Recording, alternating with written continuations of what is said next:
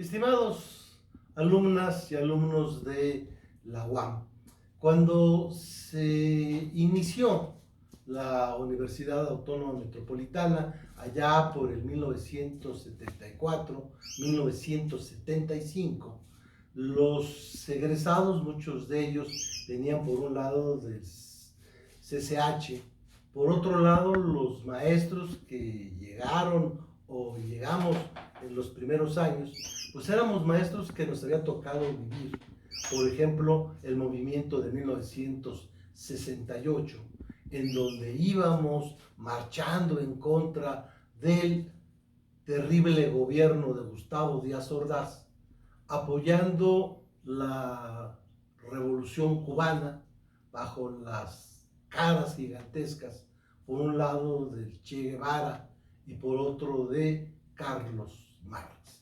La influencia de Marx en los programas de estudio iniciales de la UAM fue determinante. De hecho, originalmente el curso en el que nos encontramos, que es el curso segundo de Doctrinas Políticas y Sociales, era casi exclusivamente un curso dedicado al estudio con detalle del pensamiento de Carlos Marx. Cuando alguien me preguntaba por qué tanto a Marx y menos a otros autores, les digo, pues simplemente porque así estaba un poco el espíritu, y la verdad es de que tiene una razón también. Después de Carlos Marx, prácticamente hay dos grandes corrientes. Por un lado, la de los que critican, censuran, atacan, cuestionan, señalan los errores de Marx, y por otro lado están los que con modificaciones, con cambios, con algunas situaciones totalmente diversas, siguen ideas de Marx. A mí me tocó en esa época de joven ver cómo todos eran marxistas, pero entre trotskistas, maoístas, comunistas prosoviéticos, partidarios de lo que se llama el microsocialismo, anarquistas, etcétera, etcétera, fabianistas, pues había grandes diferencias. Y desde luego la cuestión del socialismo democrático, incluso la doctrina social cristiana, que de alguna manera tienen influencia del pensamiento de Carlos Marx. Marx entonces es uno de los clásicos ya del pensamiento social, y lo malo es que vemos que por un lado los grandes detractores, enemigos de Carlos Marx, como los que todavía se envuelven en su bandera, pues la verdad es de que ni unos ni otros lo conocen. Es un autor que, pese a que su lectura es agradable, es accesible en la mayoría de sus textos, en algunos no, empezando por el del Capital, pero la verdad es que no se lee. Simplemente se opina de él por pasión, por sentimientos, y todo esto hace que sea uno de los grandes calumniados de la historia. Y así como sería muy negativo echarle la culpa a Cristo de lo que hicieron los cristianos en las cruzadas, o de lo que hizo la Santa Inquisición durante mucho tiempo, o incluso lo que hacen actualmente esos curas que abusan de niños y de niñas, pues lo mismo es echarle la culpa a Marx de las atrocidades que hizo un dictador del tamaño de Stalin, o de las barbaridades que está haciendo Maduro, o de las que hizo Castro, o de las que hacen grupos terroristas que se llamaban, por ejemplo, en mi época había una Liga Comunista 23 de septiembre que realizaba una serie de actos atroces, y que desde luego el pobre de Carlos Marx no era el culpable de ello. Entonces, tanto para estar a favor como para estar en contra, se tiene que empezar por conocer realmente quién es Carlos Marx. Marx ya actualmente es aceptado incluso por antimarxistas. Uno de los autores importantes de la economía ya liberal, como es Paul Samuelson, premio Nobel de Economía, dice en su libro de texto de economía que Carlos Marx es muy importante para dejarlo solo en manos de los marxistas, que tiene algunas ideas que son rescatables, valiosas.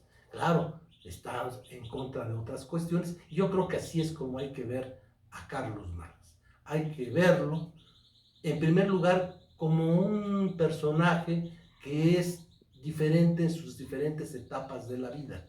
En realidad, es muy difícil hablar solamente de un Carlos Marx. Hay un primer Carlos Marx, que es el Carlos Marx, por ejemplo, de los manuscritos de Economía y Filosofía de 1844.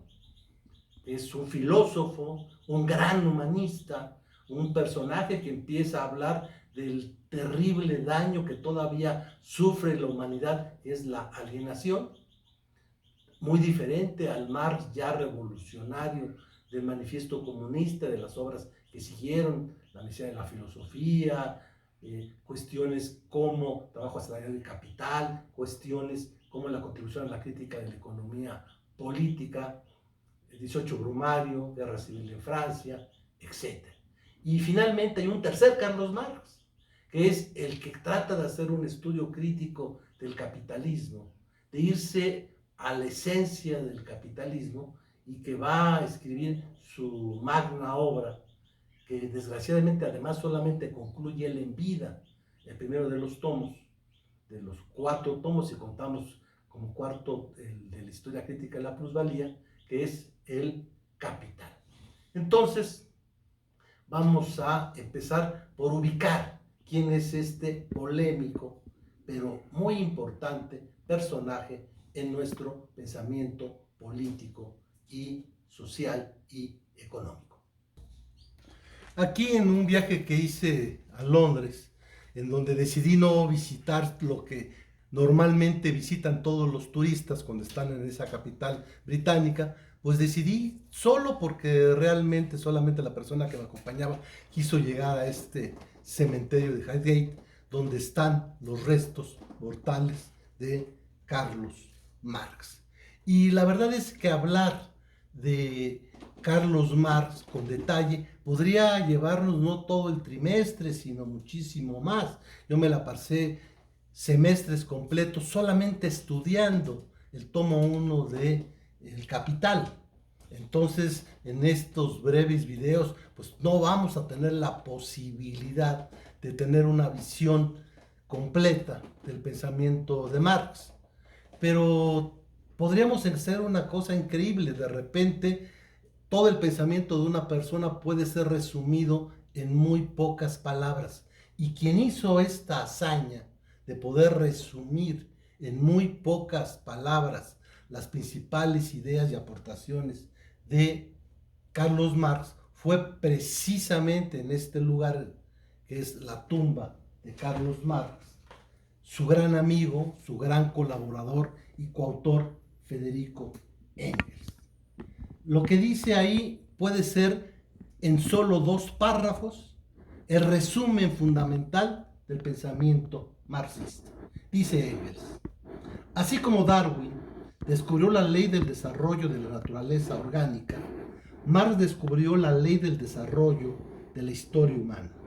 El hecho, tan sencillo pero oculto hasta él bajo la maleza ideológica, de que el hombre necesita en primer lugar comer, beber, tener un techo y vestirse, antes que poder hacer política, ciencia, arte, religión, etc.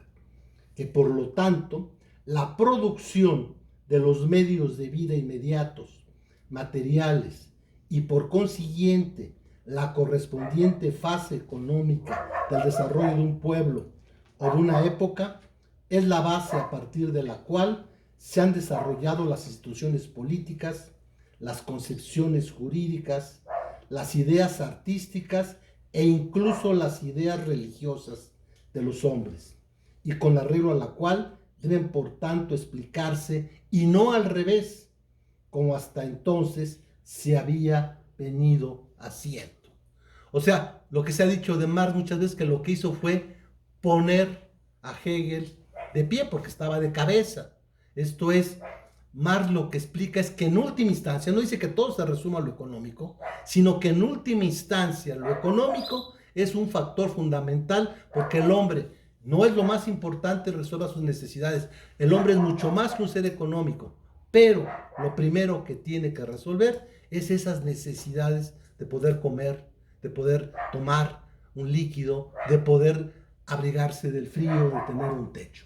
O sea, que lo político, lo jurídico, lo religioso es parte de una superestructura que en última instancia se explica por las cuestiones económicas. No quiere decir que solo lo económico es lo importante. Pero agrega, pero no solo esto, seguimos en el texto de Engels ante la tumba de Marx. Marx descubrió también la ley específica que mueve el actual modo de producción capitalista y la sociedad burguesa creada por él. El descubrimiento de la plusvalía iluminó de pronto estos problemas, mientras que todas las investigaciones anteriores, tanto de los economistas burgueses como de los críticos socialistas, habían vagado en las tinieblas.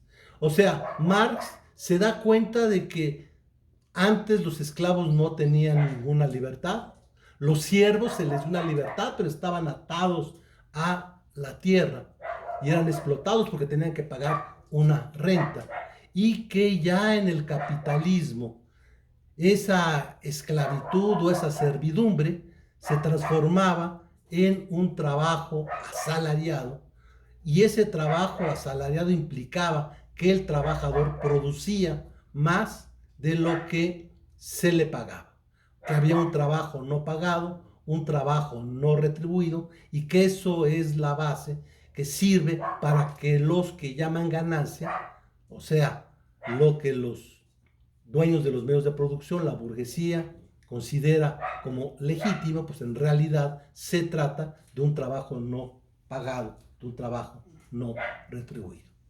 Bueno, Marx nace el 5 de mayo, fecha histórica para nuestro país, en un pueblo que se llama Tréveris. Es una ciudad de la Renana. La Renana es una zona muy rica en vinos, no es porque sean chaparritos, no, es una zona que hasta la fecha es una zona extraordinaria en producción vinícola.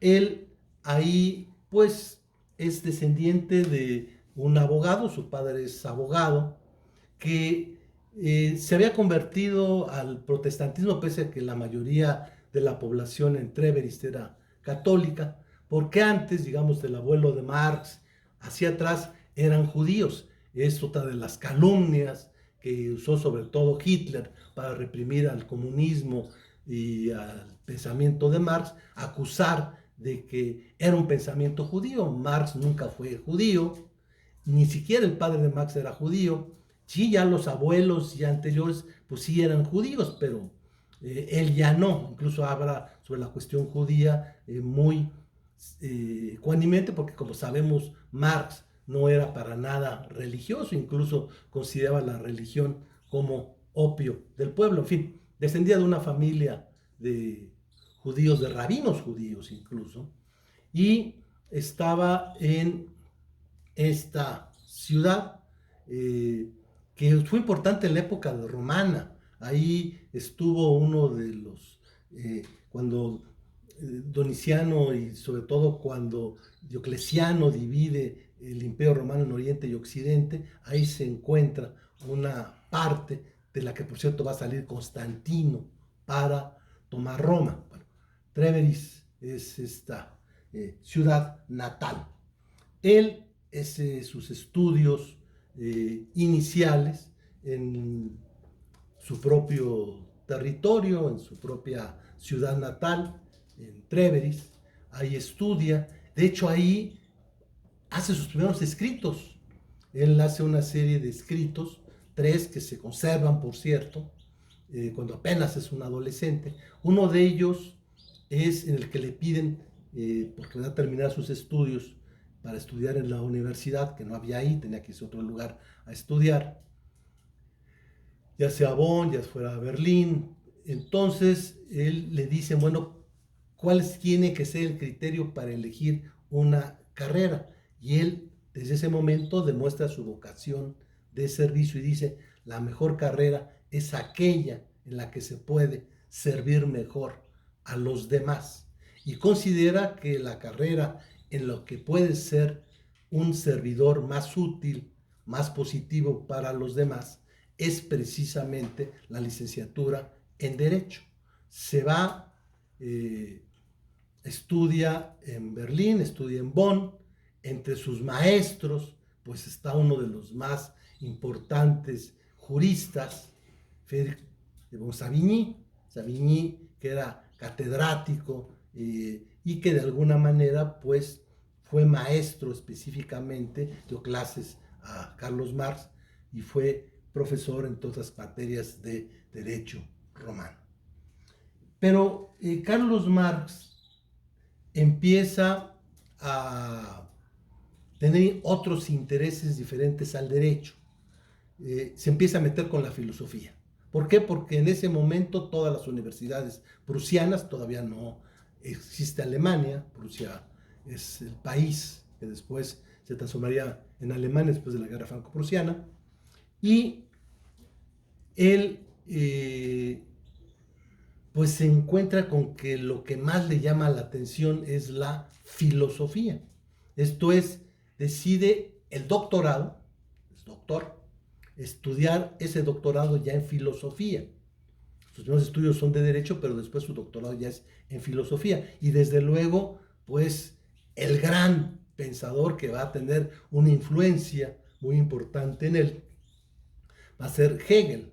Y no solo Hegel, sino Kant, su antecesor, Feuerbach, que también está en ese momento muy de moda. O sea, él se dedica entonces a la filosofía. Pero si bien acepta la idea de la dialéctica, digamos como que había dos grupos de hegelianos. Los hegelianos de derecha, conservadores, que utilizaban el pensamiento de Hegel para justificar los excesos del Estado prusiano. Consideraban que lo más importante era el Estado prusiano, que tenía que tener todas las fuerzas. Una de las cosas increíbles de quienes no conocen a Marx es de que dicen, es que él era un defensor del Estado. Al contrario, desde el principio era un crítico del Estado, y en algún momento muchos de sus escritos señalan que se debe de acabar con el Estado. Es el primero que establece la idea de que al final se debe de acabar con el Estado y en lugar del gobierno de los hombres se debe dar la administración de las cosas. Bueno, el caso es que los hegelianos de derecha defendían al Estado, particularmente al Estado prusiano, pero en cambio los hegelianos de izquierda, en los que se incluye, eran anti-Estado, eran contrarios al Estado, y claro, eso le ocasionó problemas. Él empieza a dedicarse a una actividad que lo va a acompañar toda su vida, que es el periodismo.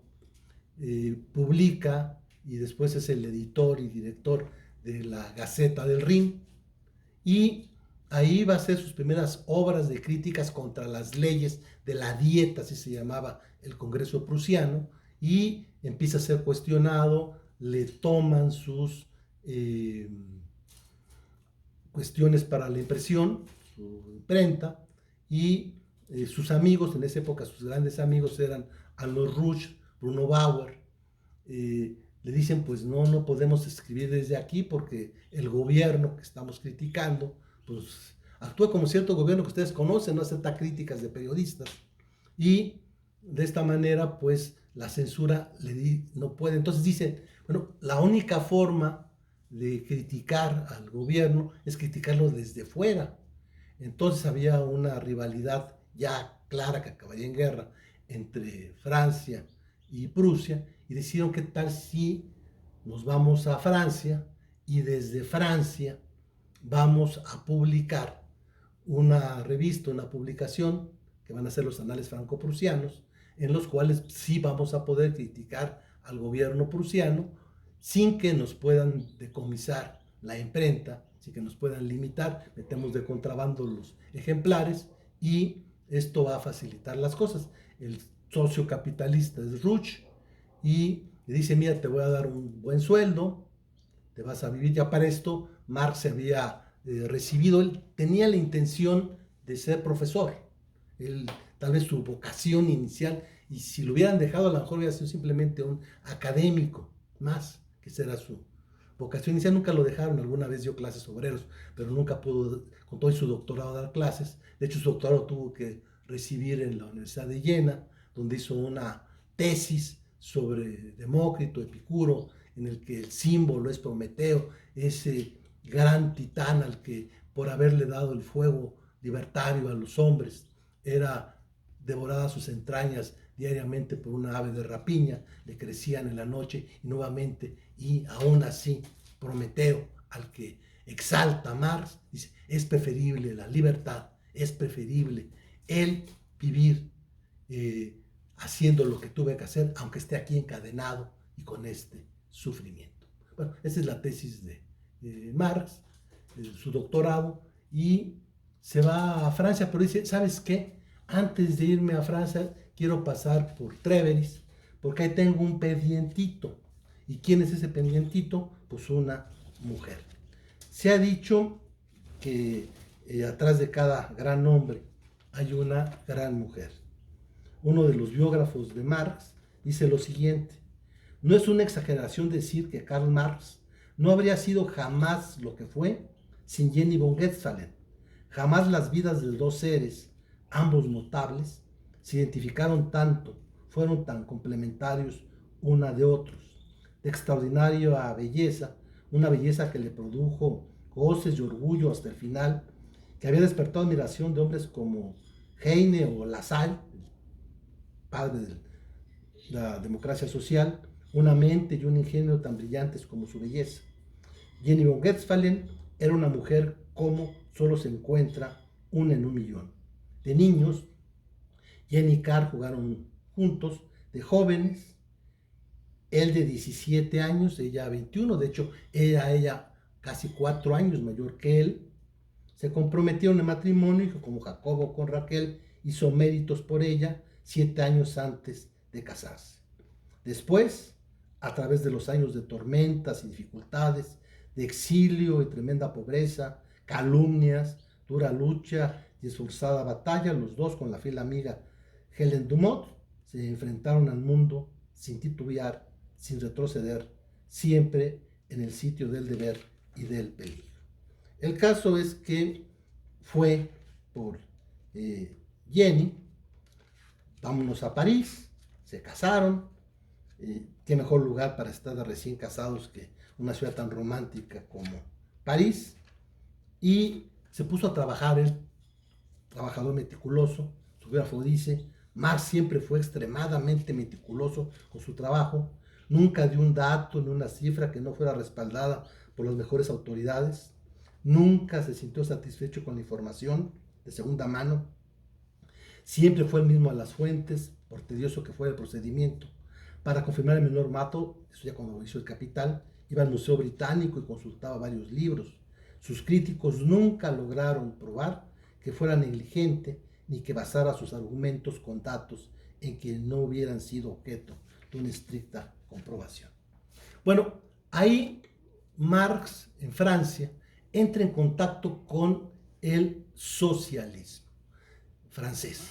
Se ha dicho que Marx viene de 3 pilares, de 3 fuentes. La primera, evidentemente, la que tuvo en sus estudios universitarios, que es la filosofía alemana, y la segunda la va a encontrar en ese momento que llega a Francia de recién casado, que es el socialismo francés.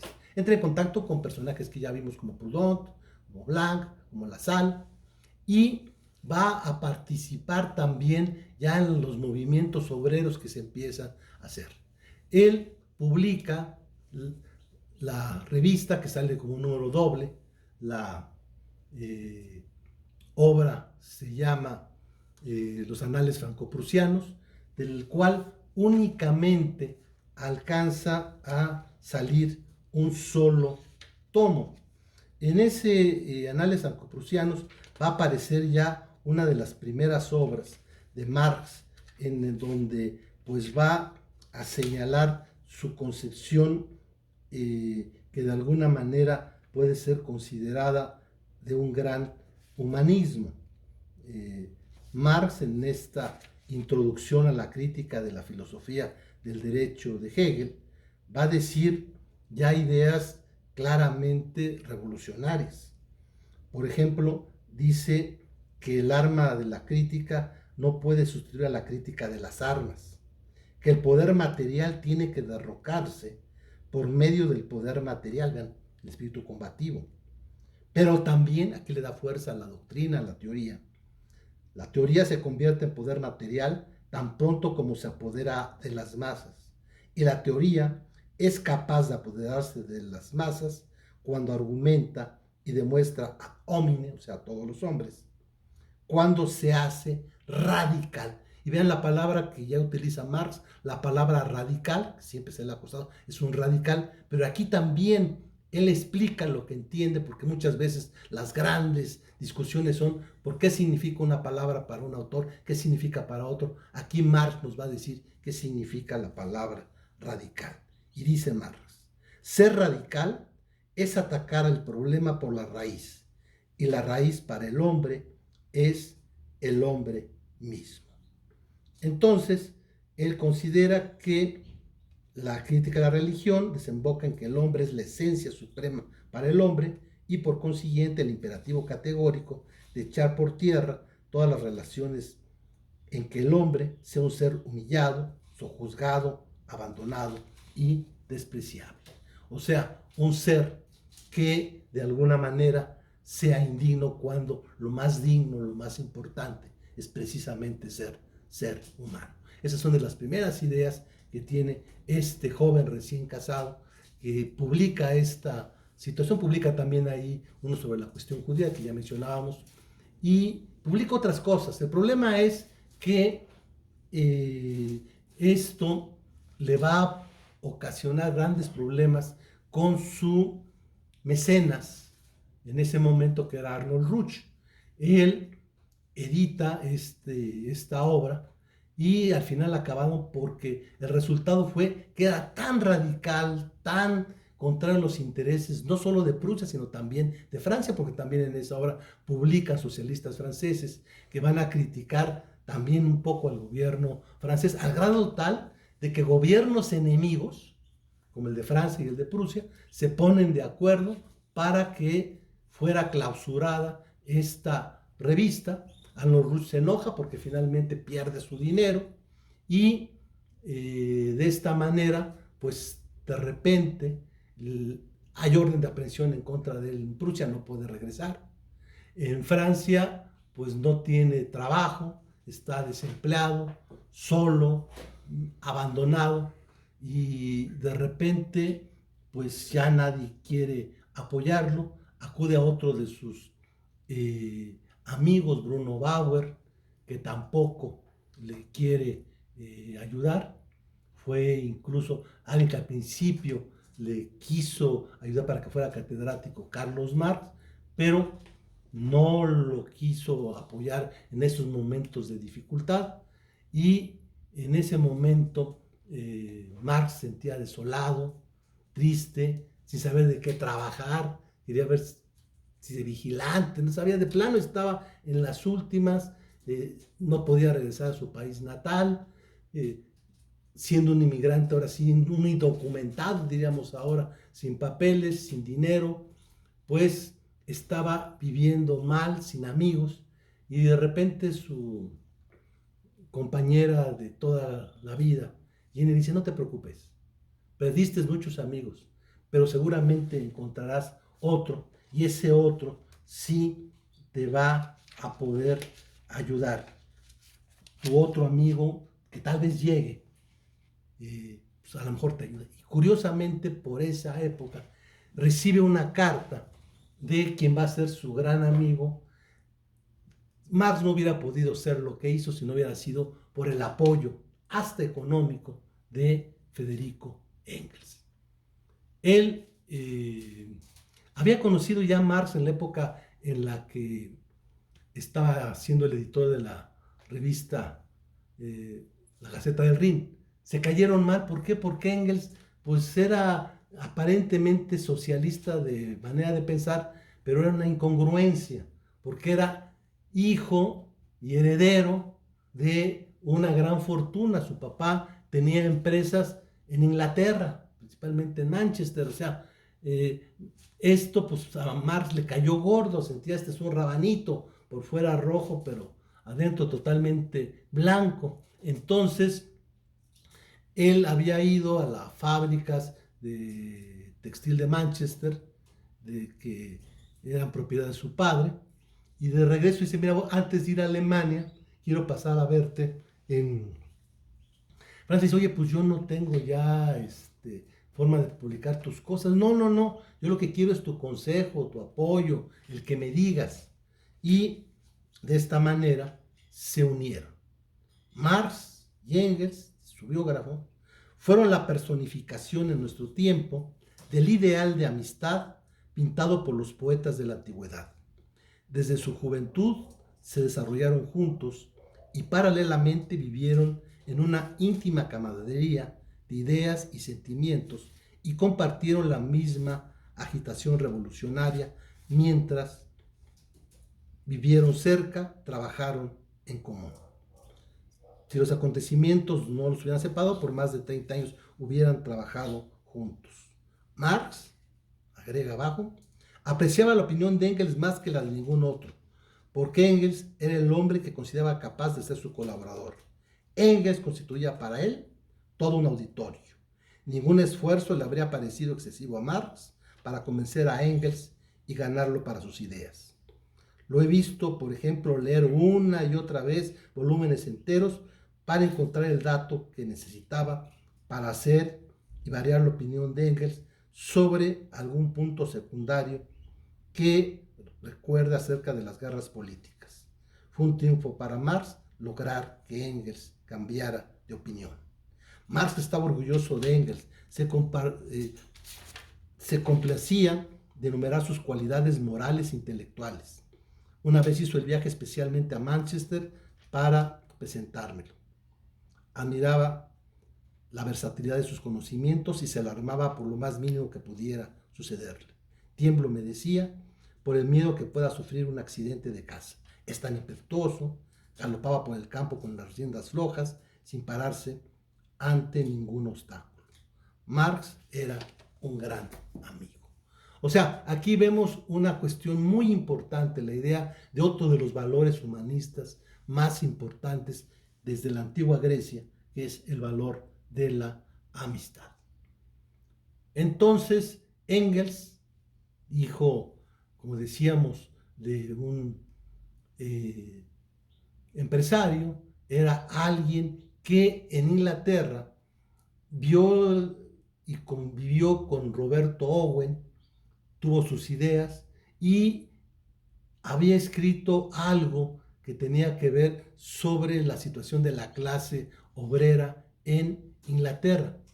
Pero lo más importante, Marx, allá en Inglaterra, conoce a los grandes autores de la economía política inglesa.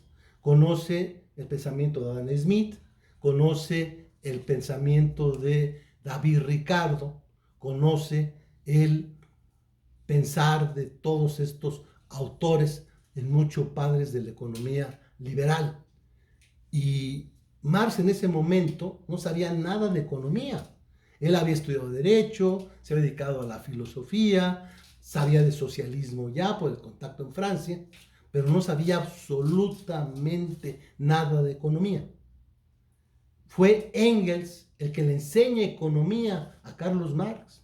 Engels es el que le mete el interés por la economía política. Y de esta manera se van a completar las tres fuentes del marxismo.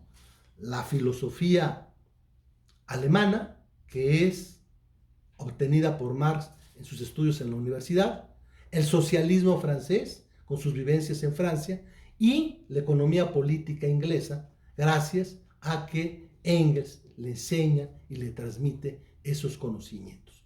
Son los tres grandes productos. Marx no es resultado de generación espontánea. Marx es resultado de estas grandes aportaciones de filósofos de la altura de Hegel, de Kant, de Feuerbach, de los grandes socialistas y, desde luego, de pensadores como el propio David Ricardo. En realidad, hay tres Marx. Uno joven, que es el que vamos a mencionar en el próximo video, que hablemos de los manuscritos económicos filosóficos. Otro que va a ser el Marx del Manifiesto Comunista y finalmente el Marx de El Capital. Hasta el siguiente, donde hablaremos de los manuscritos de economía y filosofía.